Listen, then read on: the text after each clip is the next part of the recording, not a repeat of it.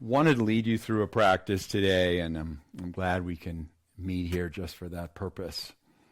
We'll use some breathing on the way to prepare us for meditation. So there, as you know, there are so many different approaches to meditation, so many different types of practice. And not all of them have the same intention, by the way. This might be a good time to think about, what is it that we really want from our practice? What is it that we believe meditation provides us? Other than the physiological benefits, which now science has really helped us understand better than ever. We can understand the physiology of meditation. What happens when we downregulate, when our nervous system is less stimulated, when our attention becomes more focused.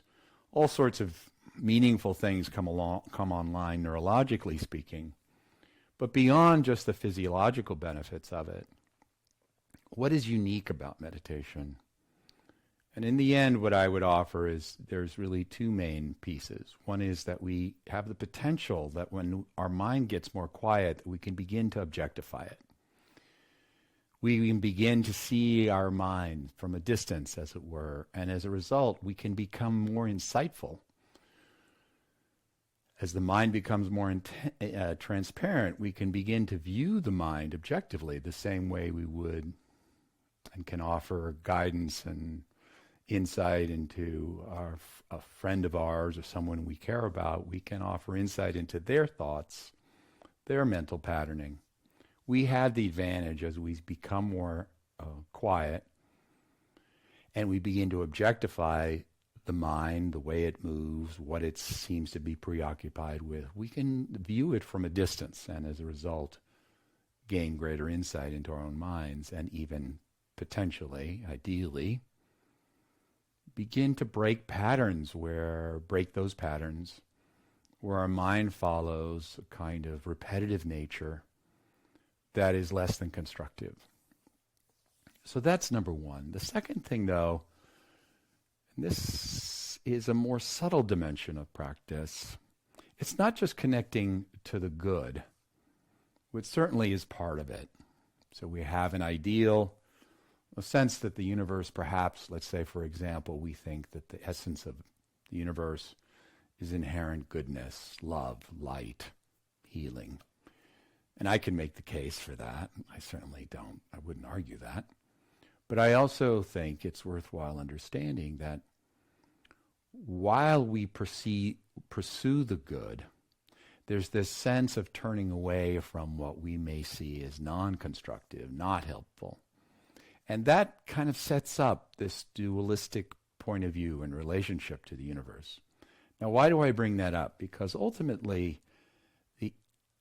what meditation offers us is something beyond just feeling good. Although that's not bad, trust me. I'm in agreement with that idea. Certainly we want to feel better. But what if freedom is a higher level of attainment? Freedom, not from the world, but to walk through the world with a sense of ease, of not carrying the burden of the past or the burdens of the past. That may even be more remarkable in this human adventure we call our lives. That we can live in the midst of turmoil, loss, change, uncertainty. That we can live in the midst of not having all of our questions answered. That we can even move through times where things feel hopeless or dark or uncertain, and yet be free at the same time. That we can live through the human experience and yet not be completely overwhelmed by it. I would say that that's even more meaningful than the goodness we might want to extract, might be hoping for in our meditation practice. That you and I can be in relationship, we're part of a society, part of cultures and tribes, if you will, part of all these connection points, which inherently are vulnerable and at any moment, and fragile, and any moment can change. There's life and death and the rest. And so if we can live with freedom in the midst of that, and in a sense, even free ourselves of our patterns, then truly, I believe, we're actually starting to talk about the ultimate attainment of what these practices are about. So, why do I say all that? Because the setup, the ground of that inherent conflict, that lack of freedom, is the mind's, we'll say it, its limitation of seeing life and the world through a dualistic perspective. There's me and there's you. There's me and that object. There's me and the people I agree with and the people I don't agree with. And so there's this inherent duality. And what the teachings tell us, that was a very powerful lesson for me, frankly, was that through the lens of duality, we will inevitably be linked to fear.